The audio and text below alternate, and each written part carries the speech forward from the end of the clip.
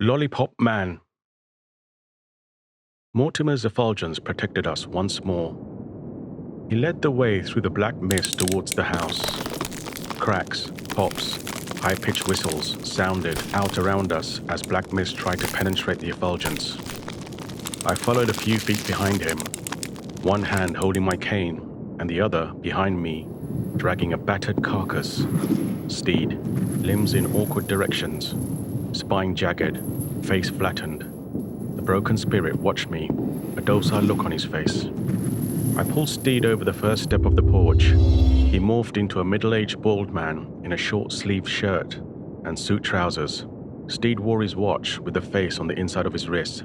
He nudged plastic spectacles closer to his eyes. 2 pens clipped to his breast pocket looked new. He turned to me. "Thank you, gatekeeper. I find it difficult to move these days," Steed said. "Follow Mortimer inside and take a seat."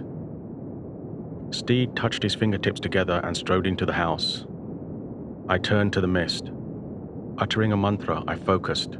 The runes on the cane ignited blue fire.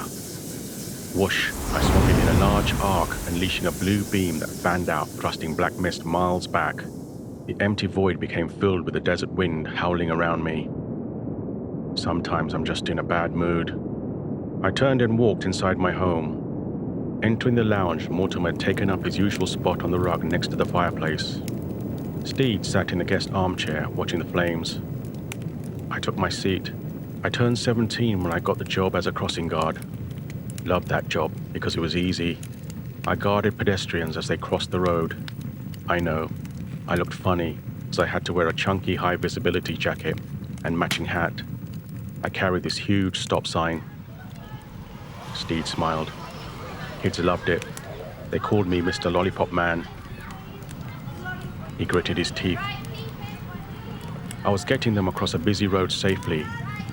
It didn't sound like much to my old schoolmates and my dad, but I knew I was doing a good job. My dad told me to go back to college and get a real job. Steed clasped his hands and placed them on his lap. Dad didn't have much to say when my Lollipop Man job got me into the Ministry of Transport. I started as an admin assistant, but slowly I was able to make my way up to head of policy for road safety. He smiled. "Gatekeeper, I spent my whole life making roads safer for motorists and pedestrians. Didn't really have much else. My mum and dad had long gone, and I have no siblings. I loved it though. It was my life's work. I know, people at work thought I was a little funny, but it didn't bother me. I was diligent and good at my job. Good enough for me, anyway. Funny though, I died in a car crash. I was in my old Mark I Ford Escort. It was pristine. It took me ages to rebuild because body parts were hard to come by. I had to get some custom made and others refurbed. I loved my car. I was going home after work. It was a late one, round 11. Bloody windy too. Driving down A31 when a boy racer clipped me, sending me off the road. Dead on impact. Steed shook his head. I came to, still strapped in the car, but I heard these weird sounds. It was like a loud crash. But then it popped. There was no sound after that. It happened again, a few more times. I looked around but couldn't see anything. Getting out the car, I moved round the other side where my car was impaled against a tree. There were these 2 weird things there. They looked like humans, but they had mouths that were fixed in this wide gaping hole. Sort of like they were screaming, but there was no sound. Their hands were pads with webbing between their fingers. I saw one rest his hand on the damaged side of my car and inhale. It pulled vapors or mist or something off my car. I heard a pop, and then nothing. Silence. Trees were swaying, but not a peep. Cars going by on the road above, but no sound. It was weird. I didn't like it. Those things, whatever they were, had their fill and then disappeared. My car, the bit they touched, it rotted away, like someone had taken a bite out of it or something. Steed looked down at his hands. "They are shriek eaters." Steed looked at me. "Parasites that feed on vibrations. Discordant sound, to be precise. Where human pain screams, shriek eaters will be there to feed on it. They grow in number, as you can appreciate. You talking about the war in Europe? I nodded. Explosions, buildings collapsing, metal being ripped apart, but above all, human pain is their preference. The shriek of a mother who watched her home collapse on her son. How can they be allowed to do that? It's wrong, Steed said. Your world created them. They belong there just as much as you did. Steed looked at the flames dancing in the fireplace. I saw them a few times after that, but I kept away. It was all just hazy for a while. Then I decided to follow them because I was getting bored. I kept my distance so they didn't pay any attention to me. They just sucked up all the anguish from a car crash, one after the other. Before long, there was 3 of them. Like you said, they multiplied. Steed squinted as he looked at the fire. It got repetitive after a while, so I wandered around on my own. I came across some hazard lights. They were like a beacon. I could see them from miles away in the haze. I heard some crying. It got louder as I moved towards the car. I came upon a woman who was stood there beside her car, distraught. My first thought was to get her to stop crying, as those things will show up. I got her to charge her phone via the car media port. She called her husband and he was coming to pick her up. I waited with her, keeping her calm, but also keeping a lookout for those things. She said I was a good Samaritan. Her husband pulled up in his car. She walked towards it, and that's when I left. Steed returned his gaze to the fireplace. I don't know why, but she could see me. You were focused. You had intent in your action to stop her making noise. You became visible to her. Once that intent left you, you vanished. Steed touched his fingertips together. She did remind me how I enjoyed keeping people safe on the roads. So I kept at it. You know all those stories about apparitions warning road users of landslides ahead? The solitary figure guiding emergency services to the remote crash site. That was me now, and I enjoyed it. I didn't see any more shriek eaters. It was a good thing. I even used my old Ford Escort. I'd drive along a long stretch of road where I knew boy racers would be zipping down. I'd drive slowly, forcing them to slow down behind me. It worked. Well, for a while at least anyway.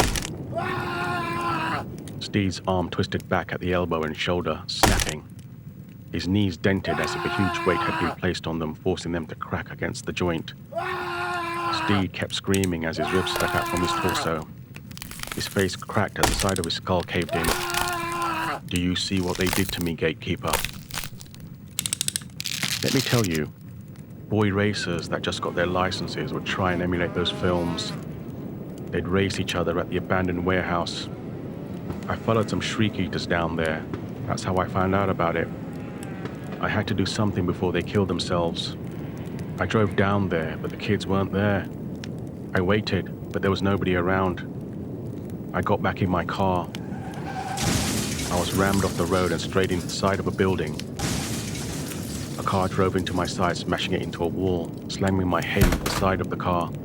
My seat lifted, squashing my chest against the steering wheel. The car did it again. I lost consciousness after that. I came to when one of them was dragging me to the center of the road.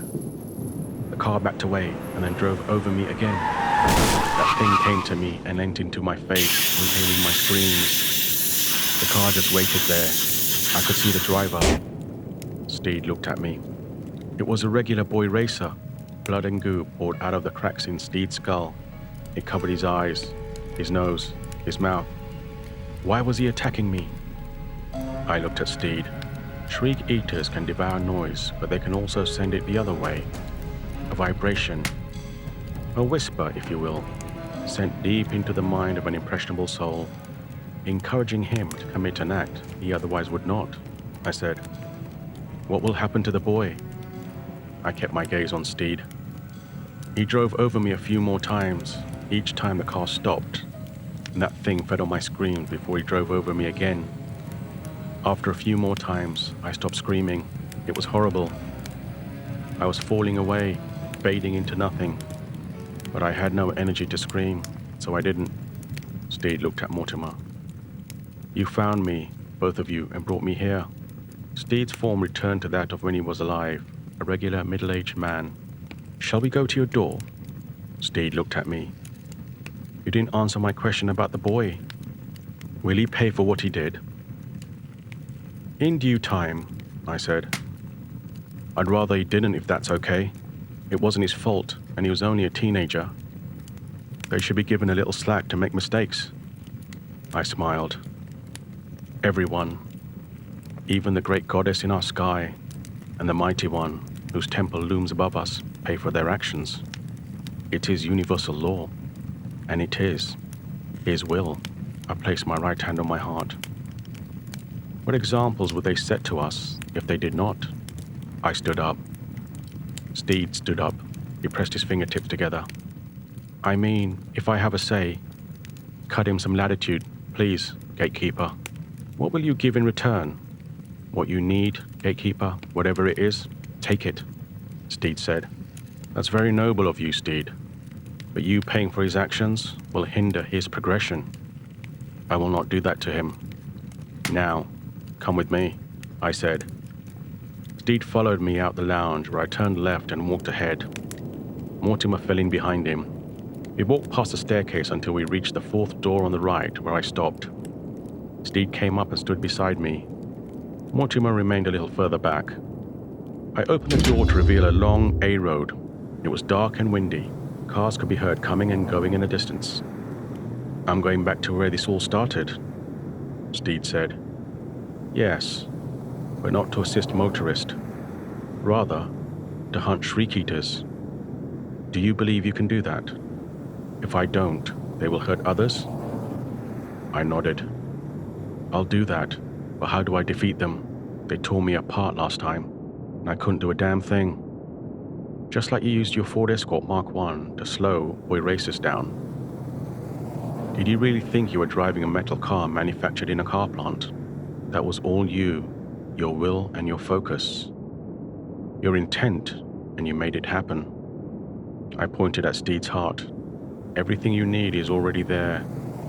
You forged your car, and you've been doing so for a very long time. You have taken to it much quicker than others." Steed nodded.